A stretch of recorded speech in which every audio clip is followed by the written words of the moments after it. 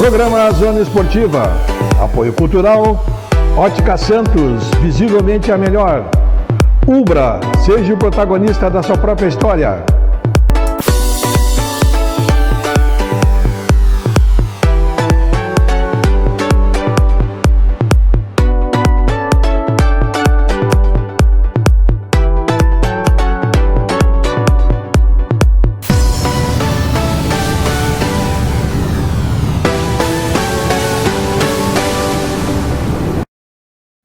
Olá, estamos começando mais um programa Zona Esportiva, programa que vai ao ar de segunda a sexta, ao meio-dia, na TV Santa Maria, canal 19 da NET, e você assiste simultâneo no YouTube. Final da tarde, nós postamos nas redes sociais, e você a qualquer momento pode assistir no Facebook ou no Instagram, dar uma olhada no convidado que esteve aqui, ver também programas anteriores que ficam ali alojados, dar uma relembrada nos assuntos.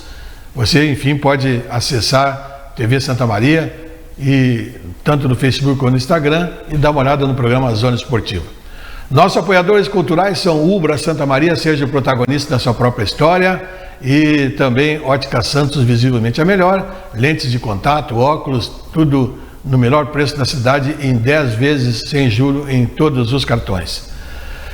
Pois é, Vicente Pascotini está aqui com a gente, ele é por demais já companheiro nosso aí do grupo. A gente acompanha de perto também sempre as suas participações, conversa também às vezes em particular, e sabe muito do que o Vicente conhece em termos de esporte, principalmente de futebol profissional, e aqui do Inter de Santa Maria, do Rio Grandense, que ele acompanha de perto também. Mas eu gostaria primeiro de conversar com o Vicente um pouquinho sobre o Vicente. Muitas vezes as pessoas acompanham, né, como eu, mas não sabem realmente se o Vicente é oriundo de Santa Maria, se não é, se praticou esporte, se não praticou. Fala um pouquinho pra gente aí, tudo bem? Satisfação recebê-lo aqui. É de Santa Maria, Vicente? Da mesma forma, Tesses, prazer em estar aqui contigo no Zona Esportiva, depois de tanto tempo, né? A gente que era acostumado com o Zona Esportiva lá da Venâncio Aires, né? Num ambiente apertado, com pouco recurso, e hoje falava com o Ademir, que beleza de localização, de espaço, de condições técnicas para o trabalho. Olha, Tesses, eu sou gabrielense, eu sou de São Gabriel, a minha mãe é do Cerro do Batuvi, que é do interior de São Gabriel, e o meu pai é aqui da região do Arroio do Só, Polesine, Vale Vêneto, né? Meu pai é italiano, era, né? Meu pai é falecido, minha mãe também. A minha mãe era bugra, se dizia assim na época, para aquelas pessoas que vieram possivelmente ou da Espanha ou de Portugal, né? Então, eu sou um gabrielense, eu morei em São Gabriel até em torno de 40 anos, saí algumas vezes por causa de estudo, de faculdade, de trabalho, e depois de aposentado e até em função dos filhos, a gente acaba migrando em direção a Santa Maria. Mas não que eu não tivesse durante todo esse tempo sempre girado em torno de Santa Maria, né? Nós aqui sempre temos parentes, sempre temos amigos e sempre temos essa área educacional extremamente forte que faz com que a gente acabe se vinculando a Santa Maria. E acompanhava durante toda essa minha vida a Associação São Gabriel de Futebol lá em São Gabriel, depois a Ser São Gabriel, né? E durante muito tempo também eu comecei a minha vida fazendo jornalismo em São Leopoldo, depois acabei vindo até trabalhar aqui na RBS, isso em 1980, logo em seguida fui trabalhar no Banco do Brasil, e aí durante 30 anos eu fiquei praticamente longe da área da comunicação. E após a aposentadoria a gente acaba voltando, né? Até por causa dos amigos. Eu, por exemplo, quando voltei para Santa Maria, me reencontrei com o Jorge Rodrigues, o Faísca, que era um amigo de uma época, e através do Faísca eu acabei chegando a tantos outros amigos, como, por exemplo, a ti, Tesses, nesse período todo. Que legal, uma trajetória bonita aí, né? Nesse tempo todo aí, né? Você acompanhou lá a Seleção Gabriel, depois acompanhou o Inter de Santa Maria, deu para ver que a gente via, né, abnegados, né, apaixonados, carregando a bandeira dos clubes, né, aqui do Inter de Santa Maria, tu tem meia dúzia de nomes aí que fazem parte da história, que eram pessoas que davam a vida para manter. Lá tinha o Roque, em São Gabriel, ultimamente, né? Que também era um cara que era bilheteiro, era porteiro, era vendedor do cachorro quente para manter o clube inteiro. Essa fase aí, uma fase até um pouco romântica, digamos assim, do futebol. Romântica. É a fase romântica do futebol, que conseguiu manter, né? Verdade. Mas alguns se mantêm até hoje nessa fase, não saíram disso aí ainda, né, Vicente? Verdade, Tesses. Olha, os cabeça branca estão hoje praticamente sozinhos na continuidade do futebol. São Gabriel, se tu voltar no tempo, tu vai pegar lá Xamandu Arce, vai pegar Arturo Isasmendi, vai pegar Chico Chiapeta, Dagoberto Focácia, e vem vindo, né? O rock nos últimos anos, né? E agora finalmente um grupo de pessoas um pouco mais jovens, mas o futebol, ele nesses, olha, vamos dizer assim, nesses 40 anos que eu acompanho, ele passou dessa fase romântica que tu dissestes para uma fase extremamente profissional e extremamente cara. Então, as pessoas mais jovens, e agora nós temos o Pedro chegando no Internacional de Santa Maria, a doutora Lourdinha tentando trazer o rio-grandense de volta ao futebol, evidentemente que acompanhado de outras pessoas, mas eu vejo que os cabeças brancas continuam em grande quantidade dentro do futebol de São Gabriel, do futebol do Internacional de Santa Maria, do futebol do rio-grandense. E vejo também, Tesses, que Cachoeira do Sul, Santiago, Cruz Alta, Alegrete, Santana do Livramento com uma tradição imensa, Uruguaiana então nem se fala, fora do futebol. Restou aí Bagé, que também tem extremas dificuldades e também lá está a velha guarda tocando futebol. Restou Pelotas pela sua tradição, muito forte no futebol, Rio Grande também pela tradição, mas a verdade é que toda essa nossa região, que pega aí de São Borja a Pelotas e daí para baixo em direção ao Uruguai, o futebol tem sofrido extremamente, vem sobrevivendo assim, ó, com muito sacrifício, e sinceramente eu não vejo, pelo menos neste momento, as condições necessárias para que esse futebol volte a ter capacidade de competir com aquele que fica na outra parte do Rio Grande do Sul, que tu pega então assim a Grande Porto Alegre, tu pega Caxias, tu pega aí Santa Cruz do Sul para cima, e eu até, Pelotas é um divisor, Pelotas eu coloquei na parte de baixo, mas Pelotas também está na parte de cima. Mas a situação, por exemplo, do Brasil de Pelotas hoje é extremamente difícil. Tem um estádio novo, mas é um estádio oco que não tem ainda praticamente nada, nem sequer tem sanitários, por exemplo, e tem uma dívida que ultrapassa em torno de 20 milhões de reais. Como fazer esse futebol se recuperar? E isso é o nosso grande problema. Nós tivemos agora há pouco o término da Copinha. Tivemos primeira divisão de acesso no primeiro semestre e o Internacional teve extremas dificuldades, mais uma vez. E agora dentro da Copinha nós tivemos um insucesso muito forte, muito grande, quando se pensou que teríamos uma equipe um pouco mais capaz de fazer frente, e essa equipe acabou não tendo sucesso. E, por exemplo, sendo eliminada neste final de semana pelo Garibaldi, que não é uma equipe com grande tradição no futebol do Rio Grande do Sul. Mas que está fazendo um trabalho de base muito bem feito. Mas que também está naquela área que está na área rica do Rio Grande do Sul. Aí, quando tu parte para essa área da base, esse é um assunto extremamente complexo e de difícil análise e de difícil implementação.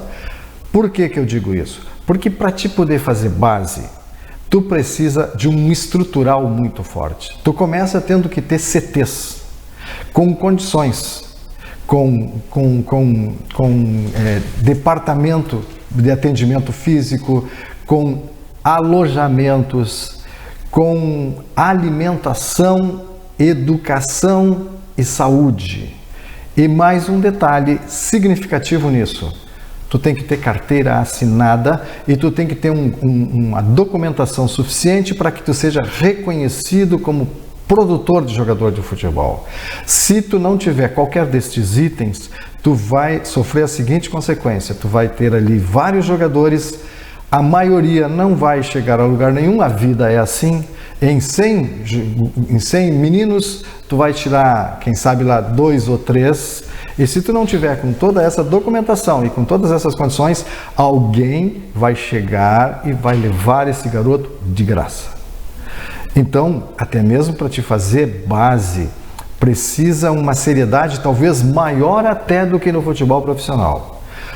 O futebol profissional, e como tu dizia agora há pouco, ele começa um mês antes da competição e termina uma semana depois da competição.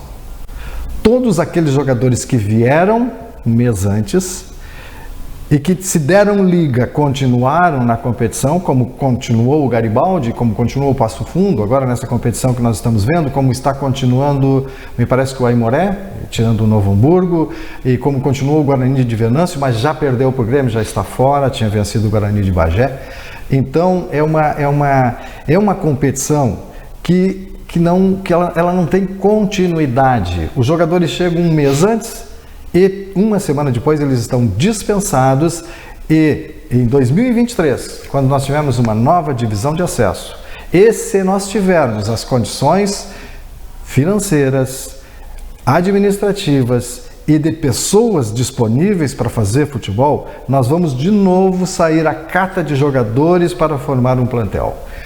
E aí, tu sempre vai depender daquela história de que deu certo ou não deu. Às vezes tu faz uma formatação de jogadores de boa qualidade e não chega a resultado. O Internacional tinha Carlos Alberto, por exemplo, no meio de campo desta equipe agora, e tinha o outro jogador, o número 10, também um jogador de qualidade. 2 jogadores que me passaram a impressão de que nós teríamos...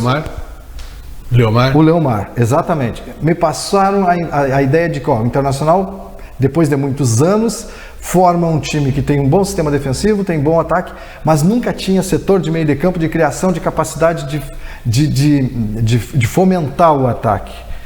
Mais uma vez, não deu certo. Apesar de todo o esforço da direção, não deu certo.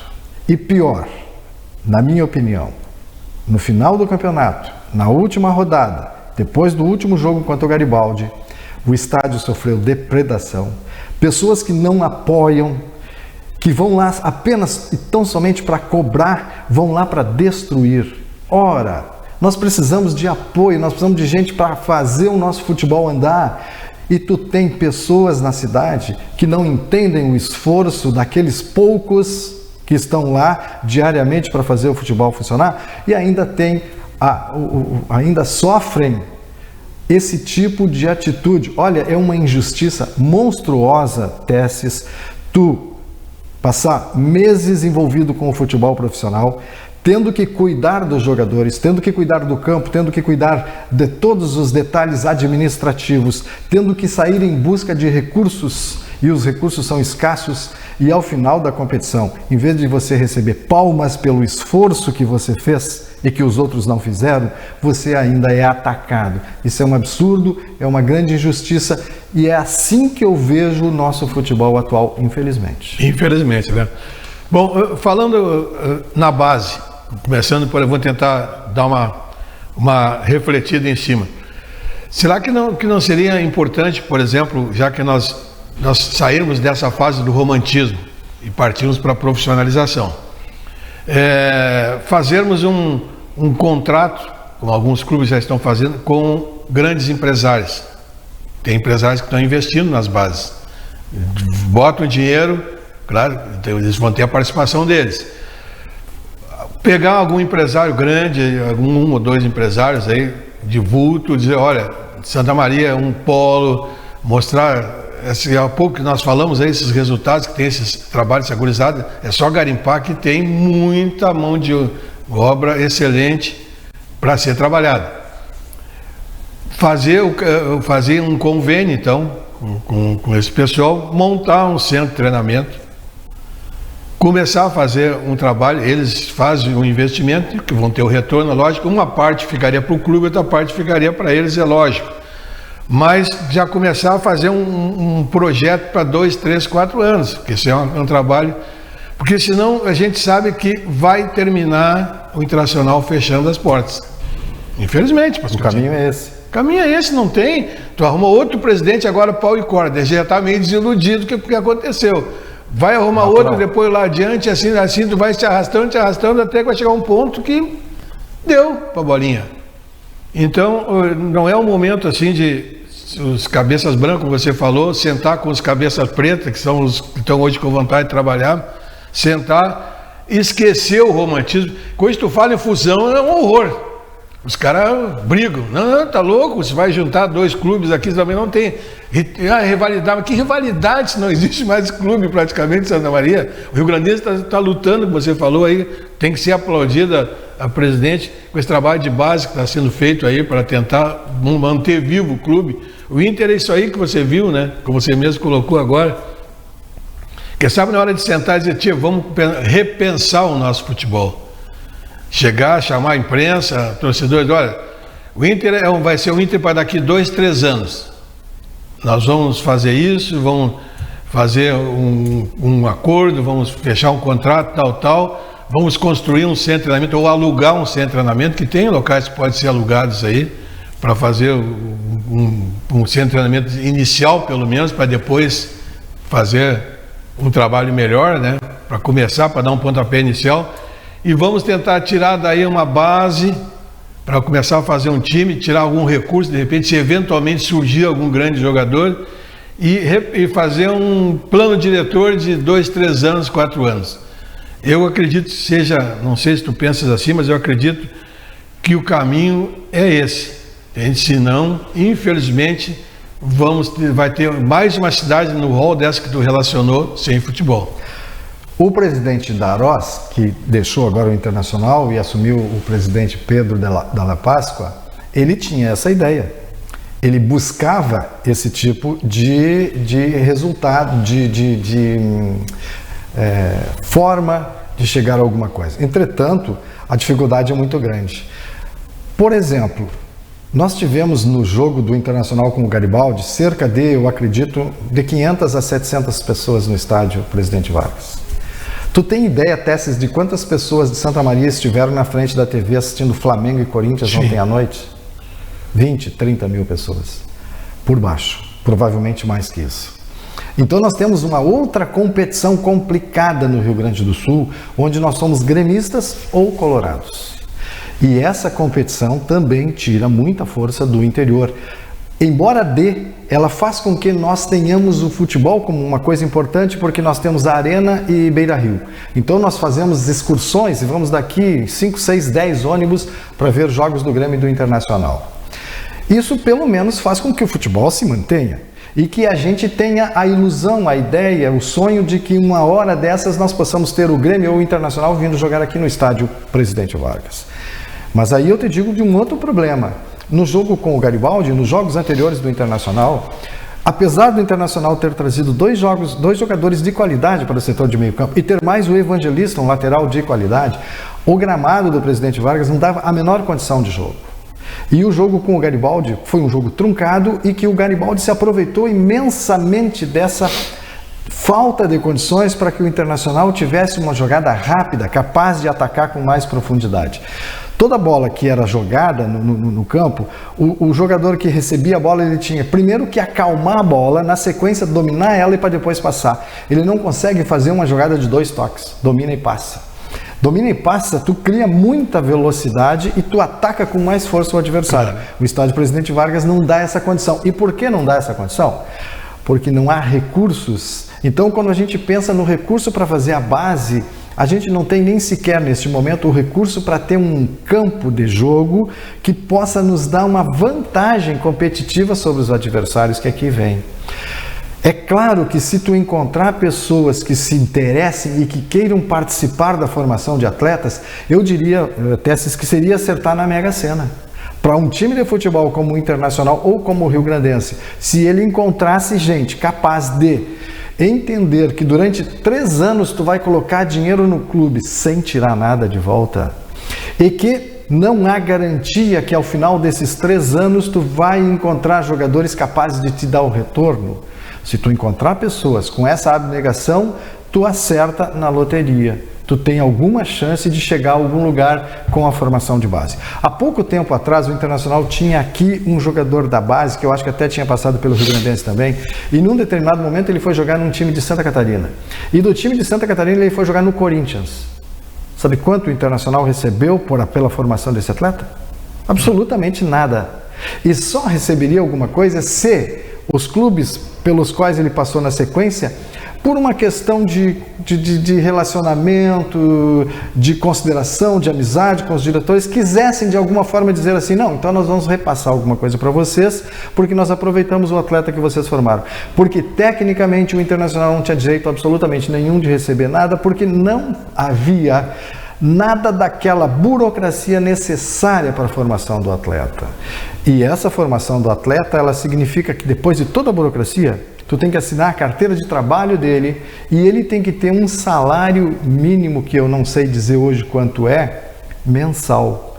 E aí a coisa fica difícil, porque tu tem que ter alimentação, tem que ter farmácia, tem que ter a preparação física, os técnicos, o estádio, toda a infraestrutura e mais o salário para esse menino, para que ele possa lá na frente te dar um retorno.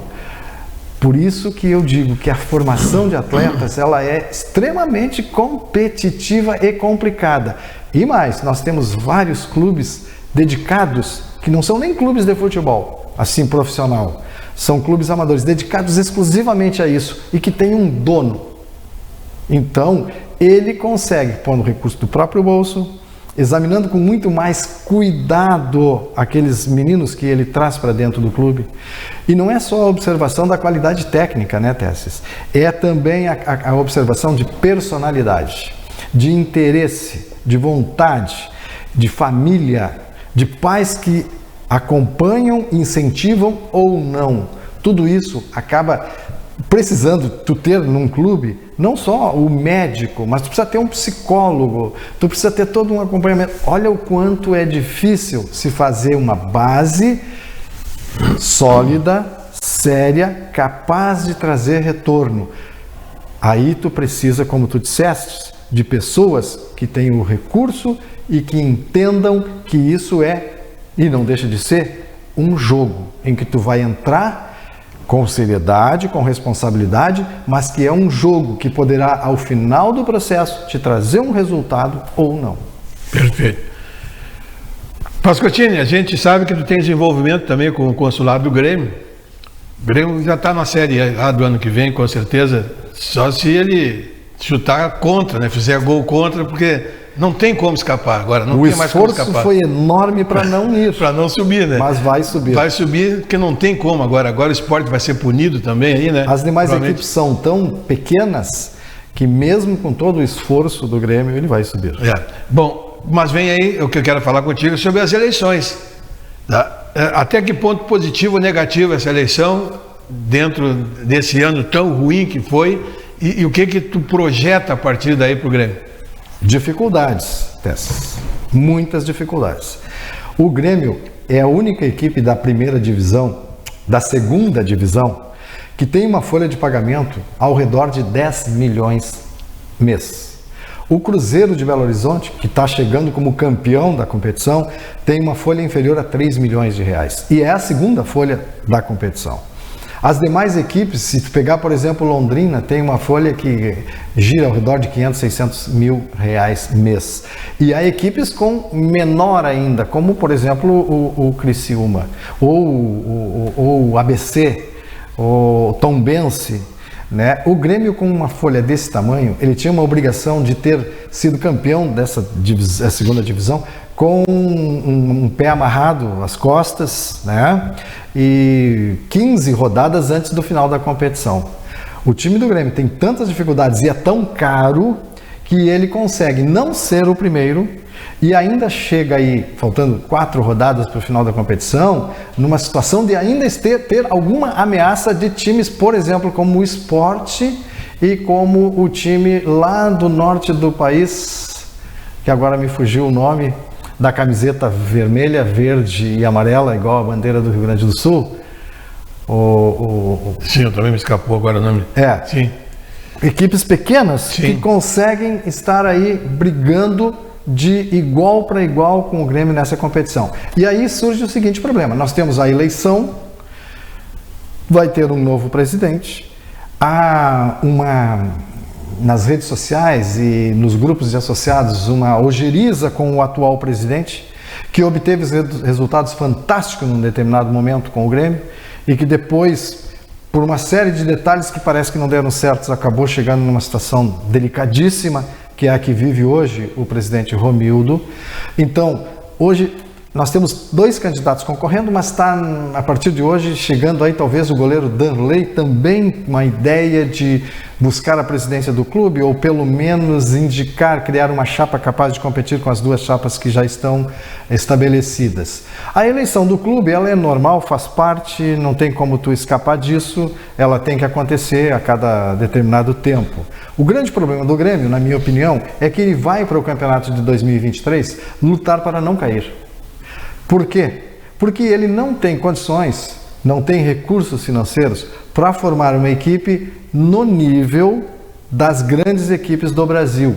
E as grandes equipes do Brasil que eu falo, Tess, não é Flamengo, não é Palmeiras, não é Corinthians, é Bragantino, é Internacional, é São Paulo, é Santos, é Curitiba, nem Atlético Mineiro também não. Atlético Paranaense. O Grêmio não tem dinheiro e nem como se livrar dos jogadores caros que eles têm hoje, que o Grêmio tem hoje, ainda em 2023. Muitos jogadores desses que não estão apresentando tecnicamente resultado suficiente terão que continuar dentro do Grêmio por absoluta falta de interessados em adquiri-los e porque os salários deles são altos, logo eles não vão ter interesse em sair, isso é evidente. Sem dúvida. Então, o próximo presidente do Grêmio, que o grupo nosso aqui de Santa Maria, o grupo político nosso acompanha, que é o presidente, o Antônio, né, Guerra,